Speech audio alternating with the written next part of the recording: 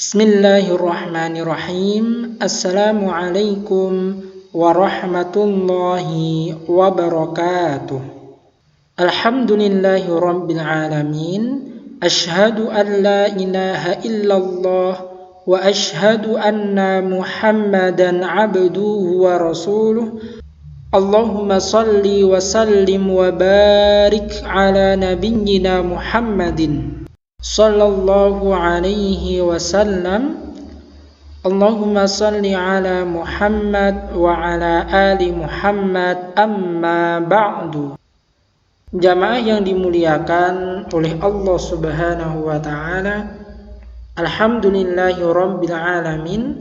Puji syukur atas kehadirat Allah yang memberikan kita nikmat iman, nikmat Islam, nikmat sehat, nikmat waktu luang, sehingga kita bisa melaksanakan amal solih pada hari ini.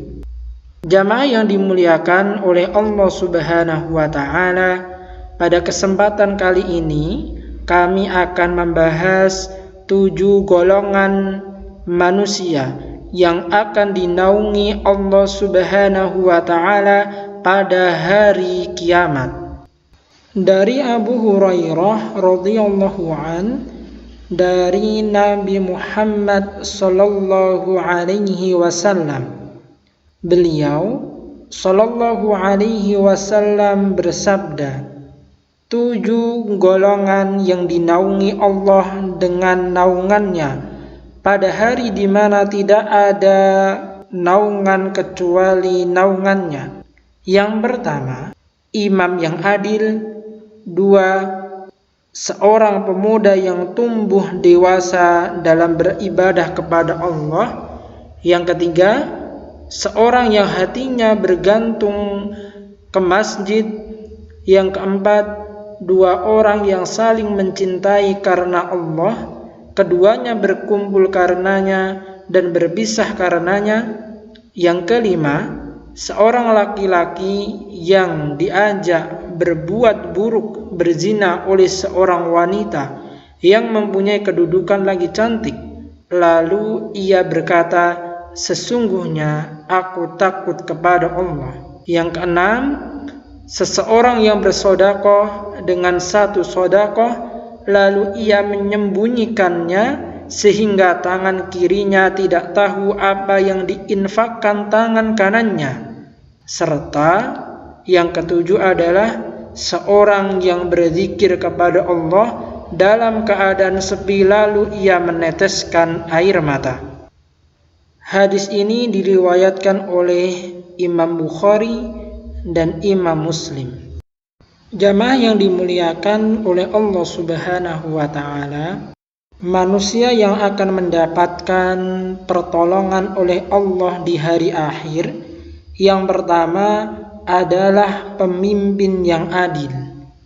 Jamaah yang dimuliakan oleh Allah Subhanahu wa ta'ala, dalam Al-Quran, Quran Surah Ali Imran ayat 159,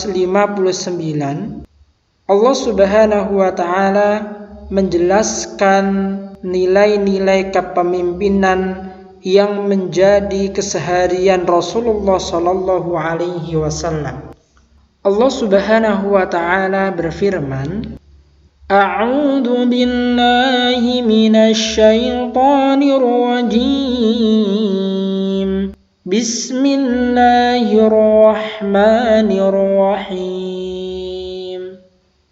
Fabima rahmatin minallahi linta lahum walau kunta faddan ghalidhal qalbi lanfaddu min hawlik fa'fu anhum wastaghfir lahum washawirhum fil amr فإذا عزمت فتوكل على الله Innallaha yuhibbul mutawakkilin.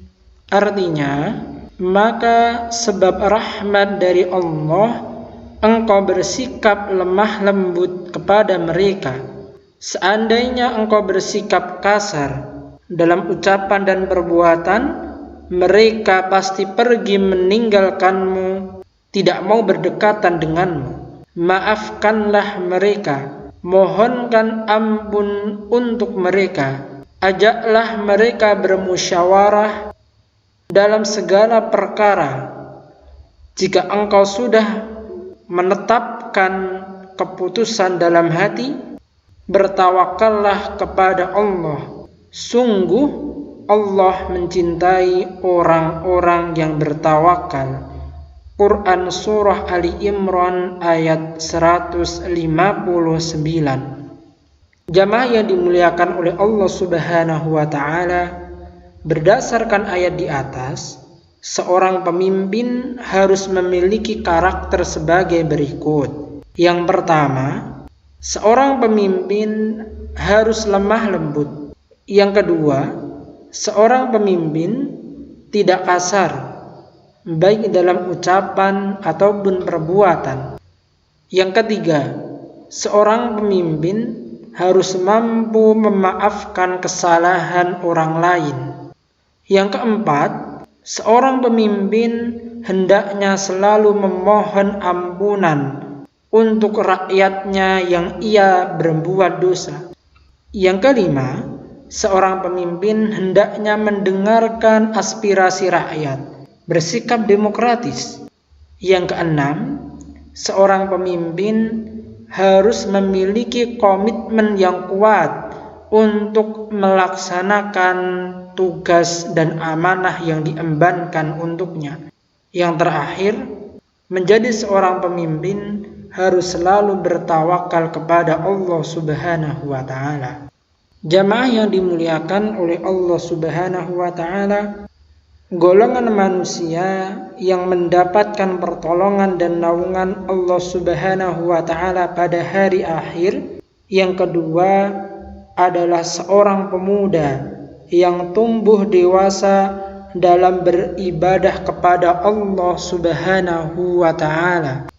Jamaah yang dimuliakan oleh Allah Subhanahu wa ta'ala, dari sahabat Salman Al-Farisi radhiyallahu anhu, beliau menjelaskan, yang dimaksud seorang pemuda yang ia tumbuh dalam ketaatan kepada Allah adalah seorang pemuda yang menghabiskan waktu mudanya dan rajin dalam beribadah kepada Allah Subhanahu wa ta'ala. Jamaah yang dimuliakan oleh Allah Subhanahu wa ta'ala, pada umumnya seorang saat masih muda ia condong dalam kemaksiatan dan perbuatan-perbuatan yang melanggar syariat Allah Subhanahu wa ta'ala. Namun ada seorang pemuda yang taat, ia tidak mengikuti hawa nafsunya, ia beribadah kepada Allah Subhanahu wa ta'ala, maka pemuda tersebut adalah pemuda yang akan mendapatkan naungan dari Allah Subhanahu wa ta'ala. Jamaah yang dimuliakan oleh Allah Subhanahu wa ta'ala, Allah Subhanahu wa ta'ala telah memberikan contoh beberapa pemuda yang beriman kepada Allah Subhanahu wa ta'ala yang dijelaskan di dalam Quran Surah Al-Kahfi, yaitu pemuda Al-Kahfi. Yang kedua adalah para sahabat Nabi Muhammad sallallahu alaihi wasallam. Misalnya adalah Abdurrahman bin Auf, yaitu seorang sahabat Rasul, seorang pemuda yang semangat dalam melaksanakan amal ibadah, yang semangat dalam bekerja, lalu Allah Subhanahu wa ta'ala memberikan rizki yang melimpah kepadanya dan ia tidak pernah merasa sombong, sehingga kekayaan yang diberikan oleh Allah Subhanahu wa ta'ala ia sedekahkan untuk dakwah Islam di muka bumi ini. Contoh yang lain adalah seorang pemuda yang hatinya selalu taat kepada Allah adalah sahabat Bilal bin Rabah yang menghabiskan hidupnya untuk beribadah, khususnya ibadah untuk menjadi seorang muadzin. Contoh yang lain adalah seorang pemuda yang menjadi sekretaris Rasulullah Sallallahu Alaihi Wasallam. Beliau adalah Zaid bin Thabit. Beliau adalah seorang pemuda yang rajin membaca Quran dan rajin menulis ayat-ayat Al-Quran. Jamaah yang dimuliakan oleh Allah Subhanahu wa Ta'ala, golongan manusia yang ketiga yang akan mendapatkan naungan di sisi Allah Subhanahu wa Ta'ala pada hari kiamat, yang ketiga adalah seorang yang hatinya bergantung ke masjid. Jamaah yang dimuliakan oleh Allah Subhanahu wa Ta'ala, seorang yang hatinya terpaut dengan masjid, ia akan melaksanakan ibadah sholat, membaca Al-Quran, berzikir, ataupun belajar di dalam masjid.